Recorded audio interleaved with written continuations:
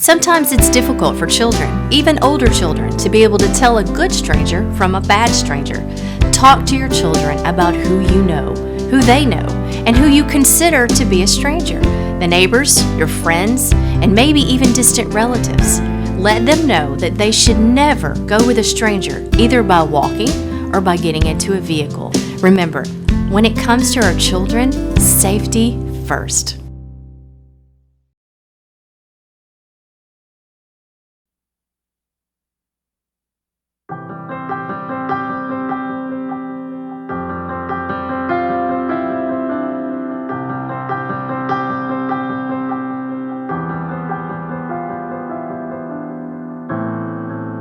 He used to love with all his heart.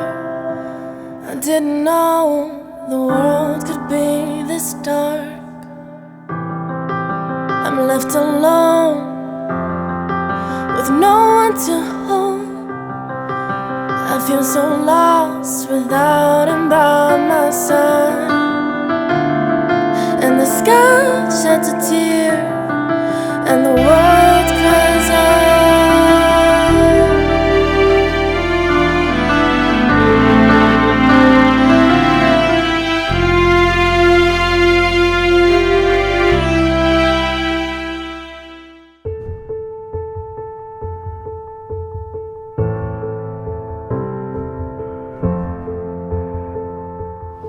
My name is Susie Granger, and our teenage daughter was lured away via the internet by a sexual predator. My name is Robert Cook. My oldest daughter, Rachel, disappeared while jogging in our neighborhood in 2002. I'm Doreen Wise. I am the mother of a child who went missing, and as a result of that experience, I helped to found Texas Center for the Missing. She went out for a jog, and that was the last a couple of people saw her on the jog, but that's the last anybody saw or heard of her. When I got home about 5:15, she wasn't home. During the first 12 to 24 hours, we were kind of in denial. By the time she didn't ever come home, she wasn't the type that didn't call and let us know. She was very caring. It was a very emotional time period when she disappeared. We got the call that every parent wakes up every day dreading. This car had been found, and it was a place where he really liked to go to hike and spend time outdoors. In that first 24 hours, we climbed all over those cliffs. They had law enforcement in boats with spotlights trying to find him. That was the beginning of 4 months of deploying every possible thing we could think of. We had billboards, we had television coverage, we did everything in our power to bring this child home. I hired yet another group of investigators to come and look. So they said, okay, tomorrow we're going to go back and we're going to rappel down that cliff and we're going to search the cliff. And I said, oh, we've already done that. There's no point. Let me save you the trouble. A half an hour into their search, they called me and they said, we found him. The police called it a suicide. Knowing my child, I was surprised. And I used to say, you know, when I get there, I'll find out. And then I thought, I won't care. I'll just be glad. Morning of July 24, 2004, we went in to wake up our almost 15-year-old daughter for school, and she was not in her bed. So the first thing I thought to do was to call her best friend. And her girlfriend said no, she wasn't there. But I asked her, just instinctively, asked her what her MySpace login was. So her girlfriend gave me the login information. I logged in and I could see the conversation that transpired, that this guy had talked her into, he picked her up at 11:30 that night outside of her home. Once Texas Center for the Missing got involved, they did create an Amber Alert. Typically when a 14, almost 15-year-old child is not at home, they consider it a runaway. But because we were able to track through the computer in MySpace that she had been lured away by an internet predator, it made it suitable for an Amber Alert. Shortly after noon that day, they found her in a home in Clear Lake, not far from our home. And She had been sexually assaulted by several people. They had taken a razor knife and carved X's across her pelvis. And I was so devastated. You know, how can this happen to my child? How could I let this happen to my child? It's a pivotal point in my life. It was the worst day ever. I was very close to my mother, and it was the first day that I was glad my mother wasn't alive, because that would have killed her. It was a very hard day. We didn't know about the organizations until probably about 5 days later or so. And by then it was pretty much too late, and we'd been going through hell. I made a mental note that whatever the outcome, that other parents shouldn't have to have that profound sense of helplessness. Without the Amber Alert, I feel that my daughter would not have been recovered alive, period. You need both support with a case. You need support to help you get through it. Texas Center for the Missing is a very vital resource within our community. I am involved with Texas Center for the Missing to pay back what's been given to me, and I can never pay it back enough. I got my child back. I think we empower parents and other loved ones of people who are missing to deploy resources that they couldn't possibly have in their normal lives. I'm hoping that we can get the message out and raise money for this organization without everyone having to experience what we experienced.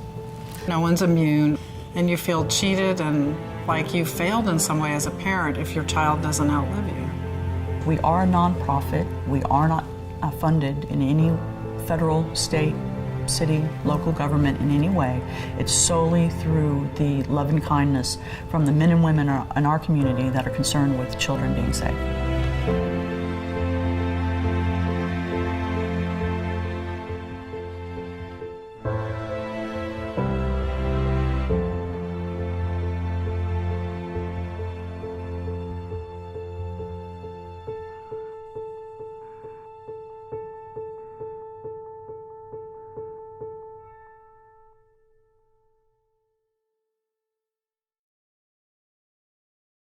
This is the new Digital Child ID Kit.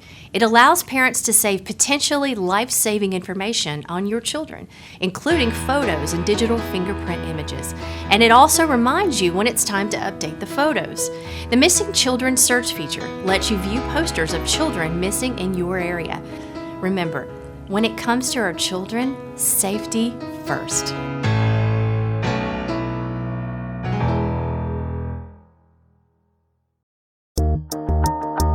Police Department 911, what's your emergency? Oh my God, help me, my child is missing. Sarah, my baby is missing, we can't find her. Texas Center for the Missing brings hope to families. Their ultimate goal is to bring children who are missing home. As a parent, it's the worst fear come to life. The safety of your children is paramount. They have it down to a science. These search teams, y'all are on standby till we get more information. Locate where the victim was last seen. Interview her last contact. Verify all statements and check common carriers, taxis, buses, trains, so on. They know what to do and when to do it and who to call. And that's the kind of people that you want to know.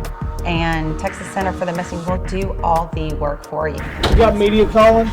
Need a press release from them. This is our house team, this is our bike team. Yes, sir. Okay. Quickly, guys, time's running. We've got 2 hours behind us already. I started the police department in 1995. I've been working with Texas Center for the Missing for a while. Most worthwhile organizations I think that the police department works with. The initial response is extremely important. So the first 24 hours for us are the extremely critical times. What Texas Center for the Missing does, it's a turnkey operation for us. You get a bunch of police officers together, you start giving out assignments, and the last thing you want to do is use one of your precious resources to have to issue an Amber Alert, to sit down in front of a computer, to take the time to do that, because that guy could be doing something else that's more important. With Texas Center for the Missing and Amber Alert, we make a phone call, we tell them the scenario, they run with it from there, and they handle it, and it allows us to do the law enforcement function. Texas Center for the Missing is an emergency responder. They are prepared to go out and find your child with the help of all the agencies that they need, police, canine search units, whomever they have their contacts with. The first thing that you want to do is obviously you respond to the scene, you collect as much information as you can, and what you're trying to do initially to establish whether you have an abduction or just a missing person, because that's going to change the level of response that you get from law enforcement. We know exactly what the process is going to be, and that allows us to act on these things very quickly and get the information out quickly. One of the big things that we have working for us with Texas Center for the Missing is they generate a lot of leads. Once you have an Amber Alert issued, you're going to get phone calls. We've had cases where they've been solved solely because of the Amber Alert.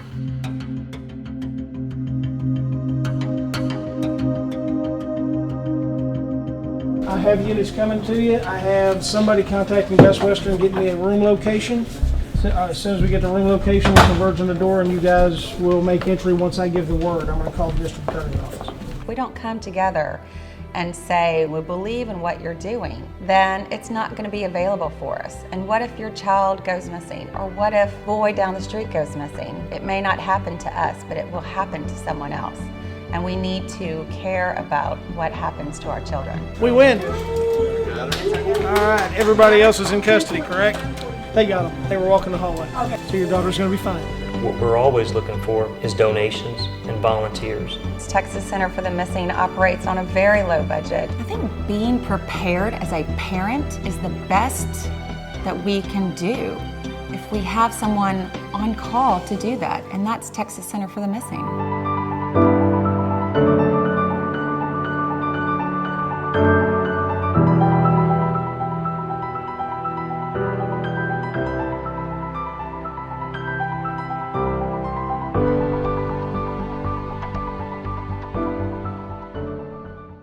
Many social sites have a feature that allows users to check their profiles and post comments on their phones. That means that teens can do social networking literally anywhere, in which case any filter you may have installed on your home computer does nothing to block social networking on their mobile device.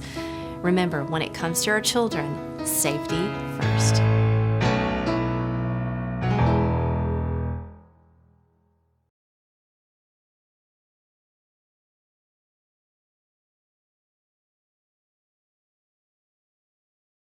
And to some extent in the law enforcement process, and you don't find many opportunities like that, and the Amber Alert system provides for that kind of engagement, because in the modern era that's what we need. Just law enforcement can't do it alone, but if you have multiple sets of eyes out there that hear and receive this information, again in a timely manner, not the next day, but almost as soon as that Amber Alert is issued, within minutes it starts going out, then I think that's critical again to having successful recoveries, and I think that's why we've seen the success with the Amber Alert system.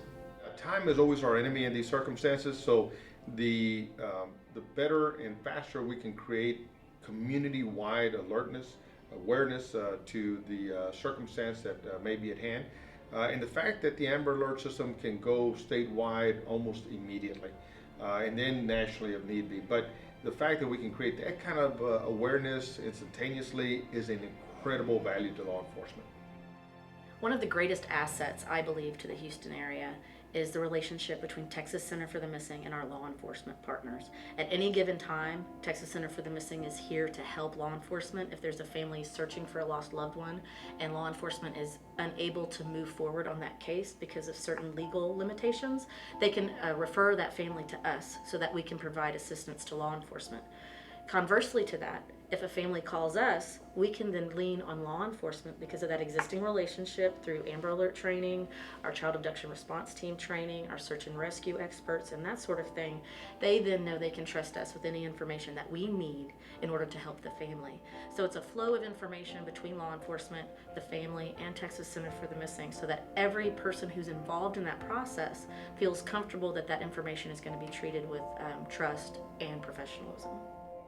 Impact. Prepare, respond.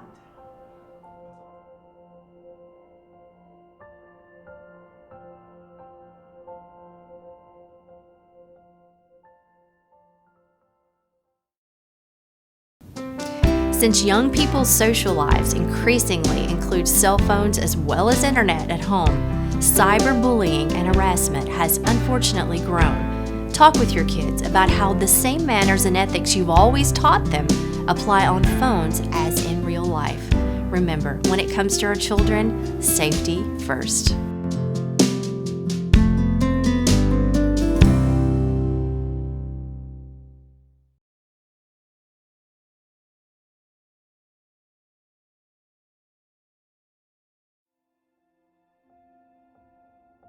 Well, April 26th, 2010 is the day that Allie went missing. And the morning started off just like every typical morning. And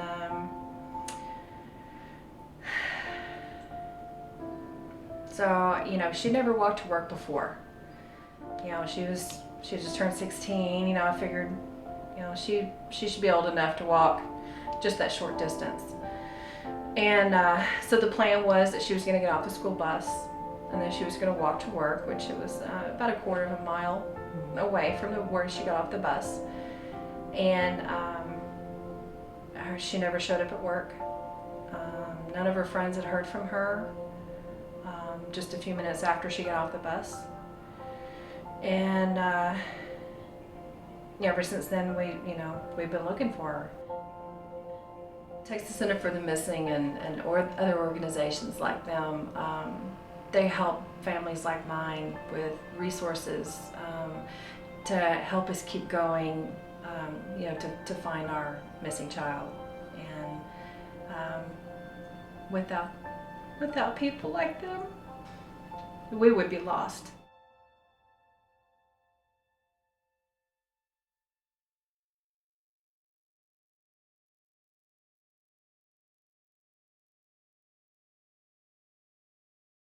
For my birthday, I wish I could have my sister home. Just as in chat rooms and social sites, kids need to think about who they communicate with. They should never talk or communicate with strangers. Phones should only be used to communicate with people they know in the real world. Remember, when it comes to our children, safety first.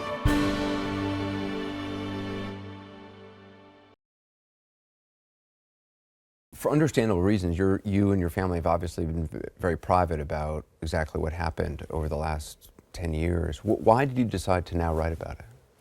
There's a lot of reasons why, but I think the biggest is because I do a lot of public speaking, and every time I speak, someone comes up to me and says, I was raped and I've never told anyone that, or I was kidnapped, or my dad tried to sell me to pay the mortgage on the house. I mean, I have had so many disclosures come to me. And so when I started considering writing a book, that's really one of the main reasons that drove me, because I want to reach out to those survivors and those victims. I want them to know that these things do happen, but that it doesn't mean that you have to be defined by it for the rest of your life. You can move forward and you can be happy. Was it scary to contemplate writing about it? Because you write in great detail about the physical assaults, about the rape, about all of it.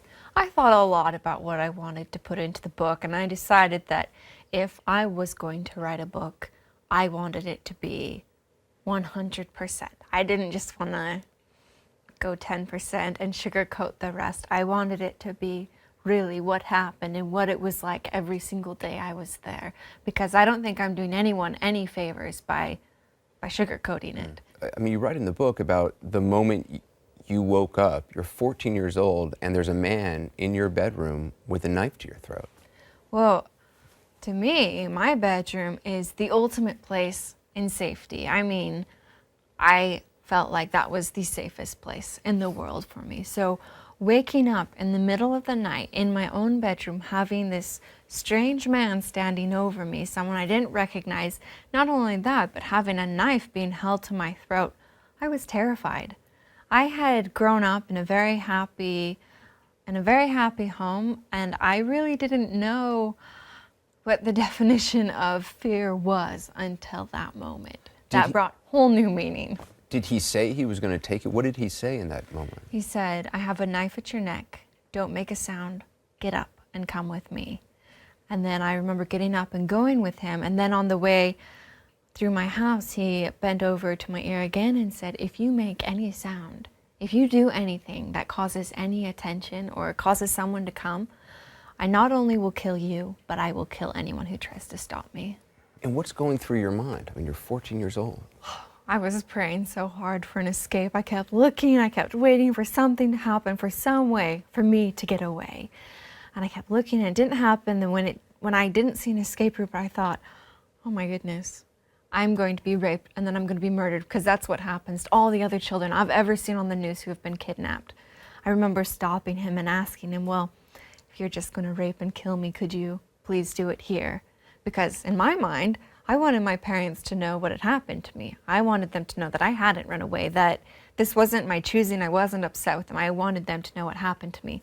So you actually said to him, if you're going to do this now. Yeah. And I remember he just looked back at me and he said, oh, I'm not going to rape and kill you yet. And then we kept going, and I remember we got a little further and I stopped him again and I said, well, don't you realize what you're doing? I mean, if you get caught, you'll spend the rest of your life in prison. And he looked at me again and he said, well, I know exactly what I'm doing and I know what the consequences are. The only difference is I'm not going to get caught. Did you meet the woman he was with right away? I didn't meet her until we had arrived at the hidden camp way up in the mountains. What did you think when you saw this woman there? Because she was in league with him. She was, aiding and abetting him. Well, I was terrified when I got to the camp, but the scariest thing about the camp was this woman. Really? Yes, I remember she came out and she had on robes and she had on a headdress, and she came up to me and she hugged me. But this hug was not comforting. I mean, if hugs could speak, this hug would have said, you're mine. You will do exactly what I tell you to do. And did the assaults began right away? The next 9 months, my days consisted of being hungry, of being bored to death because he talked nonstop, always about himself. I mean, talk about self-absorbed. And then my days consisted of being raped. I mean, not just once, multiple times a day. And you write in the book how just when you think it couldn't get any worse, it got worse. Oh, every time I thought, okay, this is rock bottom. I mean, my pajamas have been taken away from me. I'm being forced to wear this nasty robe. Next thing I knew, they'd say, all right, well, we're going to have you go naked now. Or I had been forced to drink alcohol, which I'd never done before. I would throw up and I would pass out. And when I'd wake up, I'd find that my face and my hair was just crusted to the ground in vomit. I mean, just every time I thought it couldn't get worse, something always happened. And and I've talked to so many kids who have been taken, and often there are those questions, well, did you ever think about running away, about getting away, or why didn't you run away? And I think it's hard for people who haven't been through it and who don't remember that we're talking about children here. You were 14 years old. Psychologically, what change started to go through? Because early on you were talking about looking for an escape. When did that stop? Well, I'm so glad you bring that point up because it's so true. You can never judge a child or a victim of any crime on what they should have done because you weren't there and you don't know. And you have no right just to sit in your armchair at home and say, well, why didn't you escape? Why didn't you do this? I mean, they just don't know. That's wrong. And I was 14. I was a little girl. And I had seen this man successfully kidnap me. He successfully chained me up. He successfully raped me. He successfully did all these things. What was to say that he wouldn't kill me when he'd make those threats to me? What was to say that he wouldn't kill my family? I eventually came to a point where I was like, okay, one day, somehow, I'm going to survive this. I'm going to get back to my family. So in early March of 2003, we had ended up in California, and they were talking of new places to go, like New York and Boston, and all I could think of was, oh my goodness, we can't go to those places because if nobody found me here, why on earth would anybody find me there?